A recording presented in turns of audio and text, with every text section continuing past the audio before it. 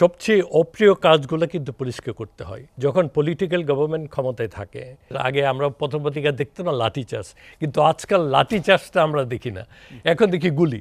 তো তারপর লাঠিচার্জ, এরপরে আপনি মানে গ্যাস মারলেন, তারপরে শর্ট গান আর লেথাল উইপনের কথা যেটা হচ্ছে, এটা কোনোভাবেই একদম এক্সট্রিম কেসে এটা পুলিশ ইউজ করার কথা, কিন্তু এইবার দেখা গেল এই অস্ত্র আপনার ব্যবহার করা হয়েছে একদম একেবারে নরমাল।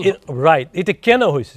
কারণ একটাই, যে পুলিশকে পলিটিক্যালি ব্যবহার করা হয়েছে। জনাব নূর মোহাম্মদ, আপনি আইজিপি থাকাকালে আপনি তো পুলিশ সংস্কারের একটা উদ্যোগ নিয়েছিলেন, কিন্তু সেটা বেশি দূর এগোয়নি। পুলিশ এখন মানে গণমানুষের আস্থা হারিয়েছে কার্যত।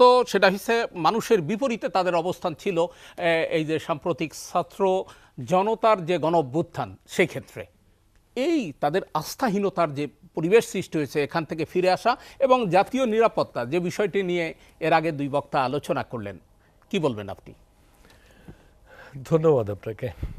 না, প্রথমেই যেটা বললেন যে পুলিশ সংস্কার নিয়ে যে কথাগুলো বললেন, আমরা সবাই জানি বাংলাদেশ পুলিশ আমাদের দেশের যে প্রতিষ্ঠান, সবচেয়ে গুরুত্বপূর্ণ প্রতিষ্ঠানগুলো আছে এর মধ্যে পুলিশ সবচেয়ে গুরুত্বপূর্ণ প্রতিষ্ঠানের একটি। তো অ্যাট দ্য সেম টাইম এটাও আমি বলি যে পুলিশের অবস্থান প্রতিষ্ঠান হিসেবে পুলিশ খুব দুর্বল। মানে অন্য প্রতিষ্ঠান দেশে আপনি অন্য যে প্রতিষ্ঠানগুলো দেখেন সরকারি, তারপরে আপনার অনেক ধরনের প্রতিষ্ঠান আছে, এর মধ্যে পুলিশকে আমি মনে করি সবচেয়ে দুর্বল। তো এইখানে পুলিশের রিফর্মের কথাটা কখন আসে? যে লাস্ট কেয়ারটেকার গভর্নমেন্টের সময় 2007-08 এবং এখন ইন্টারিম গভর্নমেন্টের সময় এটা আসছে। এছাড়া কিন্তু কখনো পুলিশ রিফর্ম নিয়ে কথাবার্তা আসে না। তো পুলিশের কথা চিন্তা করতে গেলে প্রথম আমরা যেটা বলি, পুলিশের মূল দায়িত্বটা কি? দায়িত্বটা শান্তি শৃঙ্খলা রক্ষা করা, অপরাধ দমন নিয়ন্ত্রণ, এটি পুলিশের কাজ। তো এই ক্ষেত্রে এই যে পলিটিক্যাল গভর্নমেন্টের সময় পুলিশের রোলটা কী থাকে? পুলিশ হলো only the visible force of the government. সবচেয়ে অপ্রিয় কাজগুলো কিন্তু পুলিশকে করতে হয় যখন পলিটিক্যাল গভর্নমেন্ট ক্ষমতায় থাকে। যদি একটা মিছিল ডিসপার্স করতে হবে, কোনো সমাবেশ ভাঙতে হবে, তখন এই কাজটা কিন্তু পুলিশকে দেওয়া হয়। কিন্তু অন্যান্য প্রতিষ্ঠানের যে আমাদের কর্মকর্তারা আছেন, প্রধানরা আছেন, তারা অফিসে বসে ওনারা সিদ্ধান্ত দেন, ওনারা কিন্তু এভাবে দেখা যায় না। তো সব এবারও আমরা যেটা দেখলাম, এই আপনি যদি আমরা একটু কিছুদিন আগে একটু পিছনে যদি যাই, যে বিষয়টা দেখি যে অর্গানাইজ পুলিশের সৃষ্টি হলো 1861, এরপর থেকে কোনো দিন কোনো পুলিশের থানা বোধহয় বন্ধ হয় নাই। ইভেন আমাদের মুক্তিযুদ্ধের সময় থানা চলেছে। এই প্রথম আমরা দেখতে পেলাম যে থানা বন্ধ কত মানে কিছুদিন যাবত। এখনও কিন্তু এই বেশ 1-2 মাস হয়ে গেল, এখনও পুরোপুরি আমাদের পুলিশ যেভাবে অ্যাক্টিভলি কাজ করা দরকার ছিল এটা আসতে পারে নাই। তো এখন রিফর্মের কথাটা আসছে এই জন্যই যে পুলিশ যদি একটা কাঠামোর মধ্যে, একটা সিস্টেমের মধ্যে নির্ভয়ে কাজ করতে পারে, ইন্ডিপেন্ডেন্টলি কাজ করতে পারে, তাইলে পুলিশ বলতে পারবে যে হ্যাঁ বা না। কিন্তু এখন যেটা দেখা যাচ্ছে, সরকার যে সিদ্ধান্তগুলো নেবেন, যে কথাটা বলবেন, পুলিশকে সবসময় বলতে হবে ইয়েস স্যার। যেমন আমরা আগে দেখতাম যেটা, পুলিশ যখন কোনো মব কন্ট্রোলে যা, তাদের একটা পার্টিকুলার ড্রিল আছে যে আপনার ওই অস্ত্রটা নিয়ে গেল, তো অস্ত্র তো কীভাবে অস্ত্রটা চালাবে। আমরা তখন দেখতাম যে অস্ত্র নিয়ে আপনি যাচ্ছেন, তার সাথে আবার ওই যে ডাল লাঠি, তো ডাল লাঠি তো এখন দেখি উঠেই গেছে। তো প্রথম মাইকে আপনি অ্যানাউন্স করবেন যে যদি অবৈধ জনতা হয় যে ভাই আপনারা ঝামেলা করেন না, আপনারা একটু সরে থাকেন, দৌড়ে যান, এই ধরনের একটা আপনি কষানারে একটা সিগন্যাল দিবেন। সেকেন্ড, আপনি মাইকে বললেন, তারপরে আপনি ওই লাঠিচার্জ যেটা বলে পুলিশের, আগে আমরা প্রথম পত্রিকা দেখতাম না লাঠিচার্জ, কিন্তু আজকাল লাঠিচার্জটা আমরা দেখি না, এখন দেখি গুলি।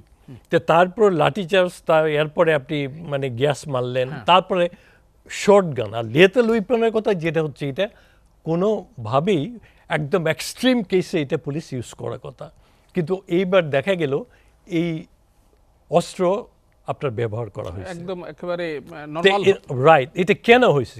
কারণ একটাই, যে পুলিশকে পলিটিক্যালি ব্যবহার করা হয়েছে এবং পলিটিক্যালি তাদেরকে বিভিন্ন কাজকর্ম করার জন্য বলা হয়েছে যে আগে যেটা হতো, দুই পার্টি যখন মানে মাঠে নামতো, ধরেন বিবদমান দুই পক্ষ, আমরা যখন পুলিশে জুনিয়র লেভেলে কাজ করতাম, মধ্যে থাকতাম, দুই পক্ষই ফেরতাম।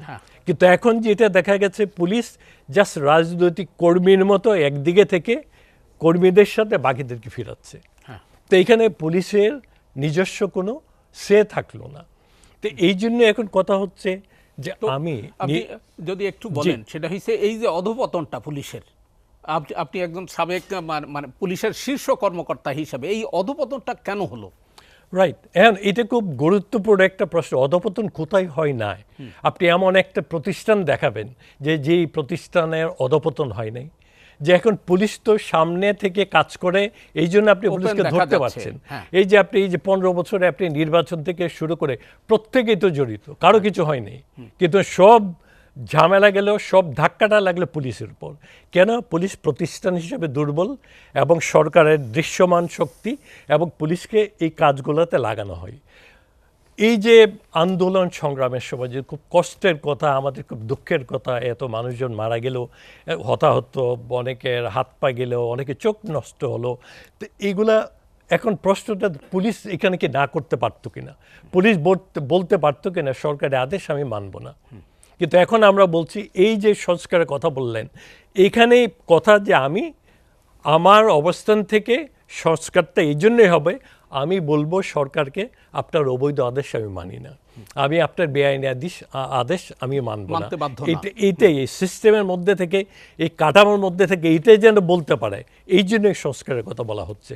তো 2007-08-এ আমরা যখন সংস্কারের কথা বললাম, আমাদের হামিদ ভাই আমাদের সাথে ছিলেন মিনিস্ট্রিতে, তখন প্রথম দিকে এই কেয়ারটেকারের 2 বছরের মধ্যে 1.5 বছর এটা বেশ কথাবার্তা হয়েছে।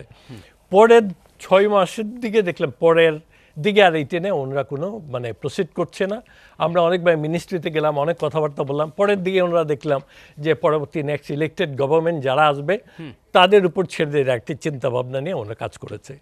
তো এখন যেটা মানে একটু পরিবেশটা অন্যরকম, ইন্টারিম গভর্নমেন্টের সময়, এখন আমরা আশা করতেই পারি যেভাবে যাচ্ছে, আর এবার পুলিশ যে ধাক্কা টাকালো, যেভাবে ক্ষতিগ্রস্ত হলো, যেভাবে পুলিশের সদস্যরা মারা গেল, এবং তাদের যে এই যে ইমেজ ক্রাইসিস যেটা এখন মানুষ যেভাবে দেখছে তাদেরকে, এর থেকে উত্তরের উপায়টা যদি এইভাবে সংস্কারটা হয়, এবং আমি আমার কথা যেন বলতে পারি, এই যে বলে না যে সমাজে কথা বলে না, যে সমাজ বন্দা সমাজ, এই সমাজে নাকি কি রেনেসা আসে না, বলে না অনেক সময়।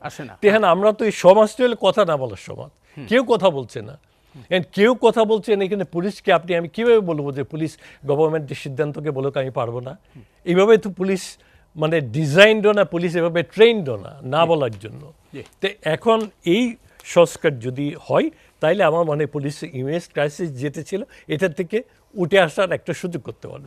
ফিরবো আপনার কাছে, জাতীয় নিরাপত্তার বিষয়ে আপনার বক্তব্য শুনবো।